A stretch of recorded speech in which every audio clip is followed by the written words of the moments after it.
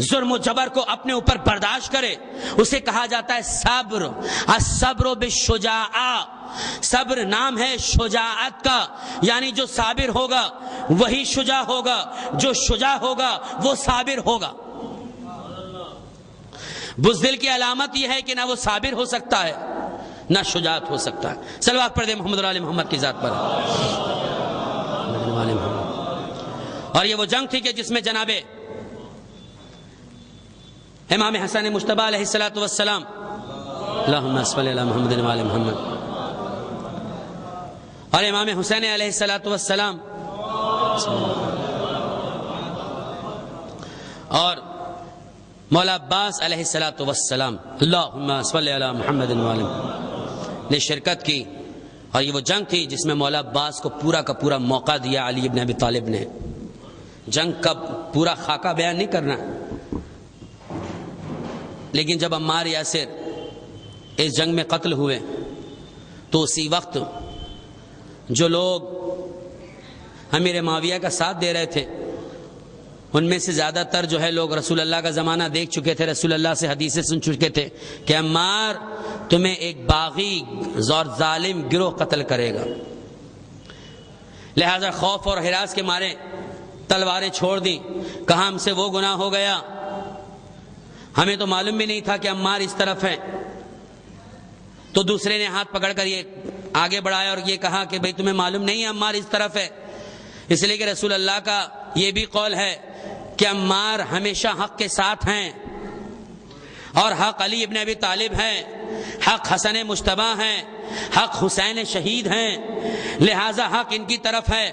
ہم تو خواہ پیسے اور درہم و دینار کی لالچ میں ہم ان کے پیچھے پڑے ہوئے ہیں، مگر ان کے پاس کچھ نہیں ہے، نہ ایمان کی دولت ان کے پاس ہے، نہ حق ان کے پاس ہے سوائے کفر اور باطل کے.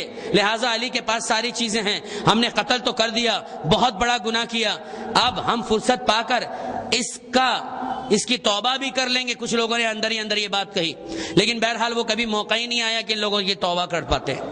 اللہ نے بھی وہ موقع نہیں دیا. لہذا عزیزان گرامی یہ وہ جنگ تھی کہ جس میں مولا عباس کو بالکل پورا موقع دیا مولا کائنات نے کہ عباس آ جاؤ اور علی کی تربیت کا نمونہ دکھا دو. مولا عباس کے بارے میں بیان ہو رہا ہے، علی کی تربیت کیسے ہوتی ہے ذرا نمونہ دکھا دو. اللہ اکبر. تاریخ کہتی ہے عمرو عاص خود اس بات کو کہتا ہوا نظر آیا کہ آج ایسا معلوم ہوتا ہے کہ تین علی میدان میں اتر کر آ گئے. ایک حسن کی صورت میں علی، ایک حسین کی صورت میں علی اور ایک عباس کی صورت میں علی. ارے ایک علی ہی جب ہم سے برداشت نہیں ہوتا تو یہ تین علی کیسے برداشت ہوں گے؟ صلوات پڑھ دیں محمد علی محمد کی ذات. جب ایک علی ہی کو ہم برداشت نہ کر سکے، اس کے سامنے اتنا برا حال ہو گیا کہ کس حالت میں بھاگنا پڑا، تو ظاہر سی بات ہے تو پھر ان کے سامنے ہمارا کیا عالم ہوگا. یہ تو تین ہیں. بھاگنے کی عادت بہت پرانی تھی عمر صاحب کی. اسلام کے اکثر بھاگنے والے ہی ملے، پتہ نہیں کیا بات ہے. لہذا کہا بھاگو، ہم یہ سب نہیں کر سکتے. علی آ رہے ہیں. علی کہا کہ نہیں یہ تو حسن ہے، یہ حسین ہے. یہ عباس سے کہا کہ نہیں یہ علی ہیں سب اپنے دور کے. یہ ظالم کہہ رہا ہے کہ یہ سب اپنے دور کے علی ہیں، اس لیے کہ ان کی تلوار چلانے کا انداز دیکھو بالکل خیبر کی طرح معلوم ہوتا ہے. ان کے گھوڑے دوڑانے کا انداز دیکھو بالکل جنگ احد کی طرح معلوم ہوتا ہے. ان کا ضرب کرنے کا انداز دیکھو بالکل جنگ بدر کی طرح معلوم ہوتا ہے. تو عزیزان گرامی جناب عباس نے ایک ہی وقت میں 3 جنگوں کو یاد دلا دیا. صرف دوستوں نے اقرار نہیں کیا، دشمنوں نے بھی یہ کہا کہ آج عباس کی جنگ کو دیکھ کر ایسا معلوم ہوتا ہے جیسے جنگ خیبر ہو رہی ہے، جنگ احد ہو رہی ہے، جنگ بدر ہو رہی ہے. تو یہ ہے عباس کی دلیری.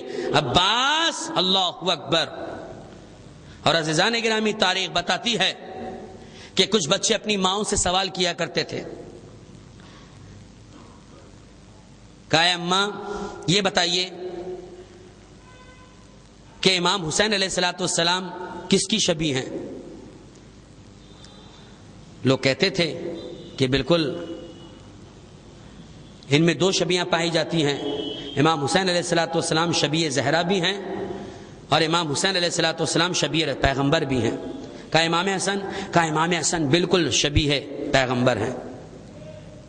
کہا علی اکبر؟ کہا تو وہ بھی تو بالکل پیغمبر کی طرح، چلنے کا انداز، بولنے کا انداز، بیٹھنے کا انداز، گفتگو کرنے کا انداز، نماز پڑھنے کا انداز بالکل علی اکبر کا رسول کی طرح ہے. یعنی یہ سمجھ لیجئے کہ حسین کی اولاد فتبعونی کی مکمل مالک ہو چکی تھی. بہت بڑا جملہ کہہ دیا میں نے. اولاد علی ابن ابی طالب علیہ السلام فتبعونی کی مالک ہو چکی تھی. ان کا کردار اسلام بن رہا تھا، اسلام کے قوانین بن رہے تھے، اسلام کی شریعتیں بن رہی تھی، اسلام کے دستور بن رہے تھے ان کے کردار. اور پھر اس کے بعد کہا کہ مولا عباس جو ہیں وہ شبیہ علی ابن ابی طالب علیہ السلام ہیں. اللہم صلی علی محمد. کہا کہ بالکل جوانی میں علی ایسے ہی تھے، وہی چہرہ، وہی آنکھیں، وہی خوبصورتی، وہی ہونٹ، وہی ہاتھ، وہی جنگ کرنے کا طریقہ، وہی بولنے کا طریقہ، وہی دیکھنے کا طریقہ. اور عزیزان گرامی، قمر بنی ہاشم جناب ابو الفضل العباس کو کہا جاتا ہے، اور آپ سب جانتے ہیں کس بنا پر کہا جاتا ہے، لیکن روایت میں پایا جاتا ہے کہ مولا عباس کو قمر بنی ہاشم کہنے کی سب سے بڑی وجہ یہ ہے کہ جب یہ رات کے وقت مدینوں کی گلیوں سے نکلتے تھے، اللہ اکبر، تو اس طریقے سے مدینے کی گلیاں چمکتی تھیں جیسے 14ویں چاند میں اندھیری گلیاں چمکنے لگتی ہیں. یہ عالم تھا عباس کا. عباس کے چہرے کو لوگ دیکھ کر اللہ اکبر. حد یہ ہے کہ ایک شخص جو کوفہ میں سبزی فروش تھا، سبزیاں بیچا کرتا تھا، یہ مولا عباس کے بالکل گھر کے پاس کھڑا ہو جاتا تھا سبزی بیچنے کے لیے. کچھ لوگوں نے شکایت درج کی، کہا کہ یہ علی کے دروازے کے پاس کھڑا رہتا ہے، کیا بات ہے؟ بات بھی ہے، کیا بات ہے؟ یہ علی کے دروازے کے پاس ہمیشہ اس کو ہم دیکھتے ہیں، کیا بات ہے، کیا وجہ ہے؟ علی کے دروازے کے پاس کسی کی ہمت نہیں کوئی کھڑا رہے. بات پہنچی امام حسن مجتبی تک. روایت ہے، غور سے سنیے گا. امام حسن مجتبی آئے اور آنے کے بعد سبزی فروش سے کہا، سلام کیا، کیونکہ ظاہر سی بات ہے اہل بیت کے گھرانے والے اخلاق کا عظیم نمونہ ہے. اگر ہم اور آپ ہوتے تو ڈائریکٹ جا کر جو ہے اسے تھپڑ لگاتے، اس سے اونچی آواز میں بات کرتے کہ بھائی تو کھڑا کیوں ہے یہاں پر، تیرا کیا لینا دینا یہاں پر. مگر ظاہر سی بات ہے اخلاق اس زمانے کے انسان میں، اور ظاہر سی بات ہے کہ محمد کے گھرانوں والوں کے، اللہ اکبر، خود امام کا اخلاق اور امام حسن کا اخلاق بچپن سے لے کر آج تک مشہور چلا رہا ہے. بالکل پیغمبر کے اخلاق کے نمونے کا نام ہے حسن مجتبی. سلام کیا، کہا بھائی خیریت تو ہے، کوئی چیز چاہیے طلب کرنی ہو تو بتائیے، میں آپ کی خدمت میں حاضر کر دوں. کیا چیز آپ؟ کہا کہ نہیں، میں آپ کے بھائی عباس کے نکلنے کا انتظار کر رہا ہوں. سنیے گا غور سے. کہا عباس کے نکلنے کا انتظار کر رہا ہوں. کہا کہ عباس سے کچھ کام ہے؟ کہا کہ بات یہ ہے کہ میں نے اپنے والد بزرگوار سے ایک حدیث سنی تھی کہ پیغمبر اکرم کے زمانے میں پیغمبر نے ایک حدیث فرمائی تھی مولا کائنات کے لیے، النظر الی وجہ علی ابن ابی طالب عبادہ، علی کے چہرے کی طرف دیکھنا عبادت ہے. علی تو یہاں ہے نہیں، لہٰذا میں عباس کو دیکھ کر علی کے چہرے کی زیارت کرنا چاہتا ہوں. میں عبادت کی غرض سے یہاں پر کھڑا ہوا ہوں، میرا اور کوئی مقصد نہیں ہے. میں عباس کے چہرے کی زیارت کرنا چاہتا ہوں، اس لیے کہ علی ثانی حیدر ہیں. علی کردار و رفتار و گفتار میں، سیرت میں، افعال میں، عبادت و ریاضت و اخلاق میں ہو بہو علی کی طرح ہے. اگر علی کی شجاعت میں مثال نہیں ہے تو عباس کی بھی مثال نہیں. اگر علی عبادت گزار، فرما بردار الہی ہے تو عباس کے اندر بھی یہ چیز بخوبی پائی جاتی ہے. یہی تو بات ہے کہ ہم نے عباس کی صرف جنگ کو دیکھا ہے، لیکن عباس کے کردار کو نہیں دیکھا، عباس کے افعال کو نہیں دیکھا، عباس کی سیرت کو نہیں دیکھا. اللہ اکبر. عزیزان گرامی، پرچم عباس آج بھی ہماری شان ہے، ہماری یان ہے، ہماری عزت ہے، ہماری آبرو ہے. جو بھی آوازیں اس پرچم کے خلاف اٹھیں گی خدا ان کو غارت کر کے رکھ دے. پرچم عباس بہت فضیلتوں کا حامل ہے، اور لوگوں نے اس کی فضیلت کو گھٹانے کے لیے عجیب عجیب فتوے نکال دیے، اور فتوے بھی ایسے کہ دیکھو اس علم کو نہ دیکھنا ورنہ تمہارا نکاح ٹوٹ جائے گا. ایک آدمی نے بہت خوبصورت بات کہی ہے. جب لوگوں نے اس سے کہا کہ بھئی علم کو نہ دیکھنا نکاح ٹوٹ جائے گا، تو اس نے کہا کہ یہ بتائیے کہ جنگ خیبر میں جن لوگوں نے علی کے ہاتھوں میں علم دیکھا ان کا نکاح ٹوٹا یا بچا؟ اور اگر نہیں ٹوٹا تو پھر جڑا کیسے؟ اگر ٹوٹا تو جڑا کیسے؟ کہاں مدینے میں جڑا، مکے میں جڑا، کہاں جڑا؟ تو لہذا ظاہر سی بات ہے کہ پرچم عباس کے خلاف بہت آوازیں بلند ہو رہی ہیں. افسوس غیروں کی بات کا نہیں ہے، غیر تو کہتے ہیں، کہتے رہیں گے، ان کی نسل میں ہی خرابی ہے، لیکن جب اپنا کہے تو بہت افسوس ہوتا ہے. اگر کوئی اپنا کہے اس بات کو تو بہت افسوس ہوتا ہے. پرچم عباس کن فضائل کا حامل ہے ذرا سنیے. تاریخ کہتی ہے، بس مسائل کی جانب میں آ چکا ہوں. تاریخ کہتی ہے کہ جب تبرکات حسینی کو لوٹ کر دربار یزید میں پیش کیا گیا، تمام تبرکات کو لا کر یزید ملعون کے سامنے رکھ دیا گیا، کافر ابن کافر کے سامنے.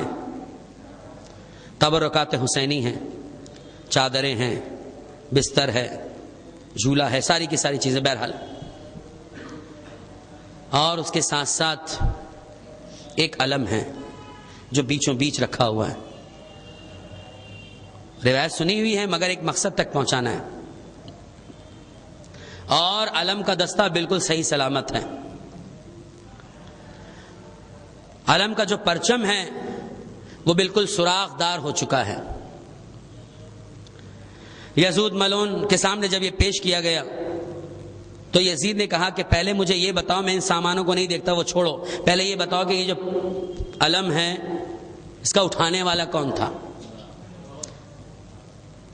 کہا کہ اس علم کو اٹھانے والے عباس ابن ابی طالب علیہ الصلوۃ والسلام.